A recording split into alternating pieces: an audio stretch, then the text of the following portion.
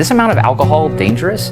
It's a serious question. In 2023, the World Health Organization issued this guidance that said no level of alcohol consumption is safe for our health. That's a pretty strong statement. Pretty strong statement. Then just last week, the U.S. Surgeon General called for warning labels on drinks. Meanwhile, Australia has revised their drinking guidelines down. A sobering warning just in time for the silly season. Adults should have a maximum of 10 standard drinks a week. And Canada went even further. New recommended guidelines for Canadians advise no more than 2 drinks a week. 2 drinks a week? Well, that's just not feasible, not in this country. Seems like there's different study out every couple of years. For a long time, there was this guidance out there that a little bit of alcohol could actually be helpful for your health. Yeah, I remember seeing that, especially about red wine. A glass of red wine is just as good as spending an hour at the gym. A daily beer or a wine with friends can actually be good. So what's going on? Why is there all this contradictory information? Is moderate drinking good or bad? Here at Howtown, we investigate where information comes from. And this week, we're going to dive into decades of alcohol research to try and figure out just how dangerous this is.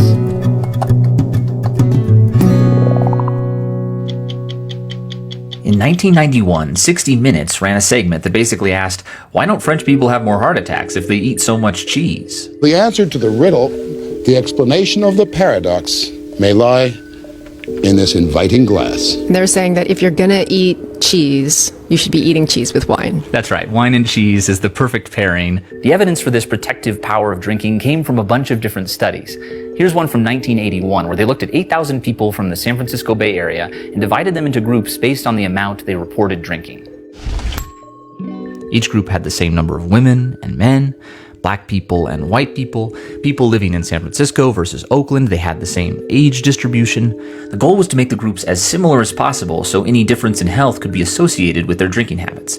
And then they watched and waited to see who got sick and who died. After 10 years, the 6+ group saw the most deaths, followed by the 3 to 5 group. That's not at all surprising. There's no disagreement that binge drinking and heavy drinking are really bad for you. But the people who drank 1 to 2 drinks per day actually saw less death than the people who didn't drink at all. Diving deeper into the data, deaths from accidents, liver disease, and cancer were highest for heavy drinkers and lowest not for non-drinkers, but for moderate drinkers. And when it came to heart problems, non-drinkers actually had the worst outcomes. There's this sweet spot where you're not having all the cancer and disease of a heavy drinker, but you're getting the protection of your heart from being a moderate drinker. That was just one study, but the pattern was seen over and over and over. Combining the results from 34 of these studies in what's called a meta-analysis, you get this graph with this so-called J-curve. And this is the number of drinks per day at the bottom, plotted against the relative risk of death. So that would suggest that your best case for your health or your risk of not dying is not to abstain completely, but to drink a very little bit. Exactly. A little is better than none is sort of the takeaway. Wine consumption in the U.S. had been falling in the 80s, but then right around the time of all this coverage, the trend reversed. There has been for years the belief by doctors that alcohol reduces the risk of heart disease. Now it's been all but confirmed. It was just assumed to be so. It was a reality, it was a fact, nobody questioned it, and if you did question it, you were pilloried. In the early 2000s, Tanya Secretsies was one of the scientists pointing out some issues with the J-curve. Most of these observational studies misclassify people in terms of their exposure to alcohol. How do they define a non-drinker? That Bay Area study just asked people, in the past year, did you drink any alcohol? Some studies just ask about the past week or the past 3 days. And most people who go into those studies claiming that they are a non-drinker actually were drinkers back in their 20s and 30s. Nobody would publish a tobacco study where they called somebody who had a history of 1 pack a day for 25, 30 years and had given up in 5 years. They would never call that person non-smoker. But we do it with alcohol research all the time. And the reason why that's a problem is because ex-drinkers tend to be unhealthier. There's a big group of people who used to drink a lot, then their health started deteriorating, so they stopped. And even among the people who are actual lifetime abstainers, many of them may have avoided drinking because of health conditions they already had. Lumping all these people into the non-drinkers column has the potential to push up the death rate of that whole group. And that's just the first issue. Did you see this TikTok from Hank Green that was about Hank's razor? If I die anytime soon, I want one favor. I want you to call it Green's razor. No, Hank's razor. For anything that can be explained by socioeconomic status, it's probably that, rather than the thing that you're measuring. I'm not going to die anytime soon, I don't think. But if I do... I'm hoping that he lives for a long time, but I also want to invoke Hank's razor in this episode. Love it. And apply it to these studies. The first question is, could your level of drinking be connected somehow to your wealth? And it turns out that it can be. Lower income was associated with higher odds of abstinence and of heavy drinking relative to light/moderate drinking. Which means that in this moderate drinking group, there's probably a disproportionate amount of rich people. And there's lots of ways being rich can help your health. More time for exercise, access to better doctors, better medicine, better food, less exposure to pollution, etc. That Bay Area study noticed that moderate drinkers had higher educational attainment and may therefore tend to have a healthier lifestyle. And all that could pull down the death rate of the moderate drinking group. In other words, these studies might not be picking up the benefits of moderate drinking, but the benefits of being rich. So is this J-curve just a mirage? Scientists have tried to figure that out in a bunch of different ways, and we'll get to that in a minute. But first, I want to talk about a service that helps you navigate a different kind of complexity. Today, now back to booze and interrogating that famous J-curve. In 2023, a research team took raw data from 107 papers that looked at drinking habits and mortality risk, and they saw that familiar pattern. But when they adjusted that data to try and account for lifestyle differences between groups and the way abstainers were defined, that benefit of moderate drinking shrank. It was no longer statistically significant. It's hard to say if these studies were picking up on some slight cardiovascular benefit, or if confounding factors were still playing a role, or maybe both. You can never completely get rid of confounding in an observational study. It's just not possible. Here's another giant meta-analysis where they again tried to minimize the influence of confounding factors. And it's pretty amazing. They got data from 195 countries and a total study population of 28 million people. When they looked at heart disease, they still saw a bit of a J-curve, but the slight benefit to the heart from a daily drink was more than canceled out by an increased risk of cancer. Put it all together, and the risk from disease looks like this. You don't see any net benefit from moderate drinking. And if you weigh that up, why on earth would you recommend somebody to drink for heart health? Makes no sense at all. Most of the science we've talked about so far comes from observational studies that look for associations between drinking habits and health outcomes. If you want to prove causation, the ideal setup is a randomized controlled trial. In a randomized controlled trial, the amount subjects drink isn't influenced by their background or wealth. It's assigned by the researcher, chosen by the flip of a coin. And so you'd be comparing two truly random groups. Can you randomly select people to drink 5 drinks a day for a long period of time? Right, so you're hitting on some of the challenges of creating a randomized controlled trial for alcohol. There's ethical concerns. You'd be making people drink something that might harm them. Then there are practical concerns. To catch the long-term effects of alcohol, you'd really want to start the trial very early in someone's life and follow them for decades. Despite all these challenges, in 2015, this big group of researchers set out to do the first big randomized controlled trial. It would last 6 years, with one group not drinking at all, and the other drinking about 1 drink a day.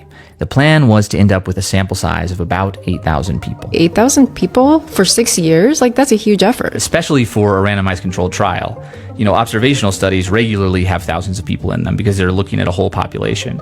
But to actually do an experiment where you're giving 1/2 alcohol, this is huge. They were all set to go. And then the New York Times sort of blew the lid off the whole thing. The study was partly funded by the alcohol industry, which is not uncommon in this field. But what raised eyebrows is that 2 of the lead researchers met with industry reps beforehand and strongly suggested that the study's results would endorse moderate drinking as healthy. The study was canceled. Oh. So our chance for a randomized control trial was dashed. Bummer. But we're not out of tools yet. If researchers can't randomly assign drinking habits, maybe genetics could do it. That's the premise behind a relatively new research method called Mendelian Randomization. This is the guy with the peas, right? That's the guy with the peas. Czech friar Gregor Mendel worked out the basics of genetics by obsessively studying pea plants. He found that genes are randomly distributed among offspring. And the first step of a Mendelian randomization study is looking for a few genes that are associated with the behavior you're interested in. We can find genes that at a population level are going to predispose you to, drink more. One of the genes that they use is the flushing gene that you have covered before. The one that I have, it codes for an enzyme that metabolizes alcohol. And your version of this gene means less of this enzyme. For that reason, this toxic substance builds up in our bodies and makes us turn fuchsia, in my case, like so red. It's very uncomfortable. I get a terrible headache, and so that's why I never picked up drinking. But my sister doesn't have it, so Well, there you go. It's a perfect example of flipping a coin. These two daughters of the same family, one has it, one doesn't. Now, globally, the drink less version of a gene might be more common in some populations, but within a specific subpopulation, your chance of carrying that variant should be random, not influenced by your social class, and certainly not your lifestyle. That doesn't mean that people with this drink more variant are destined to become heavy drinkers or even drinkers at all. It just means that averaged across the entire population, people with this version of the gene will tend to drink more. We can think of these as sort of random tickets telling people you're more likely to drink, say, an extra glass a day. That's why we sort of described Mendelian randomization as nature's clinical trial. In 2022, Kieran Bittinger and his colleagues published a Mendelian randomization study of 370,000 people in the UK with European ancestry. And looking at that entire group, they found, on average, if you were to drink more, that's bad. Across a bunch of measures of heart health, people with the drink more gene variants were worse off. And with a bunch more statistical analysis, they could see how outcomes changed at different levels of drinking. More alcohol seems to cause increased risk of cardiovascular disease, no matter where you are on the alcohol spectrum. There's a significant amount of doubt that's been cast around this protective effect. So at the very least, we can question this prior consensus that drinking a little bit is better than drinking nothing. You're recently of drinking age, is that right? Yes. You're in the midst of this research, but you're also in college. How do you think about this? As someone who's recently come of drinking age, I think over the course of a lifetime, cutting back on your alcohol intake is healthy, but having a drink every now and then also isn't going to kill you. There's harms to a lot of stuff that we do. There's tons of things that if you didn't do them, you'd be safer. Like go outside. Yeah, go outside, leave your house. Go drive for a lot of people. People die in car crashes. It doesn't mean that we're going to not drive our cars. So what's the best way to put the risk of drinking in perspective? Well, let's go back to that giant global meta-study that looked at a bunch of different diseases that can be caused by alcohol. In high-income countries, the most common one is cancer. In low-income countries, it's tuberculosis, because alcohol hurts your immune system. And there are 21 other diseases on the list. Of course, you can get those diseases even if you don't drink. The authors found that out of a population of 100,000 non-drinkers, in a given year, 914 people will come down with one of these diseases. So that's the baseline risk, a little less than 1% chance of getting any of these diseases in 1 year. But what happens if everyone starts drinking 1 drink a day? That number rises, but only to 919. Just 5 more people come down with one of these diseases.